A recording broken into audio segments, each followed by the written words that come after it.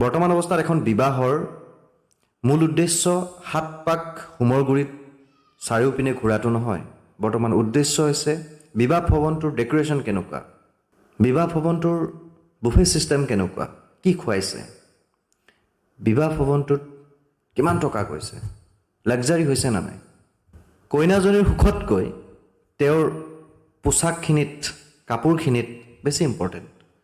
যদি তেওঁ লেহেংগা পিন্ধিছে, কিমান টকাৰ লেহেংগা, কোনে ডিজাইন কৰিছে।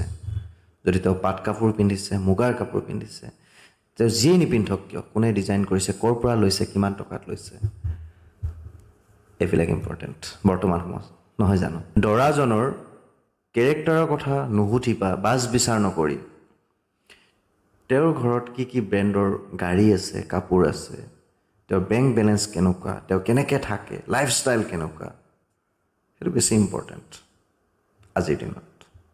আৰু তাৰপিছত সকলো হৈ যোৱাৰ পিছত আমি কওঁ যে আজিকালি সম্পৰ্ক এটা নীতিকে, সম্পৰ্ক এটা চিৰস্থায়ী নহয়, বেছিদিন নাথাকে, ডিভ'ৰ্চ হয়।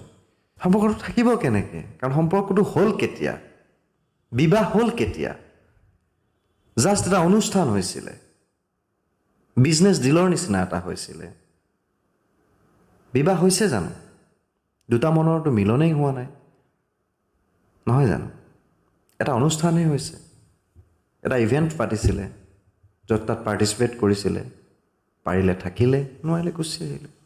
সম্পৰ্ক এটা তেতিয়াই টিকিব য'ত তাত শ্ৰদ্ধা থাকিব, আত্মবিশ্বাস থাকিব, আৰু ইজনে সিজনৰ প্ৰতি মৰম চেনেহ ভাল পোৱা থাকিব।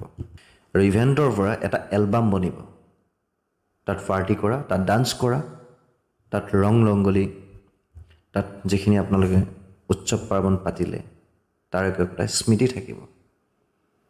তাত এটা সম্পৰ্ক নাথাকে, এটা এলবাম বনিব, য'ত পিছত চাই আপুনি সুখীও হ'ব পাৰে, য'ত পিছত চাই আপুনি দুখীও হ'ব পাৰে। ধন্যবাদ।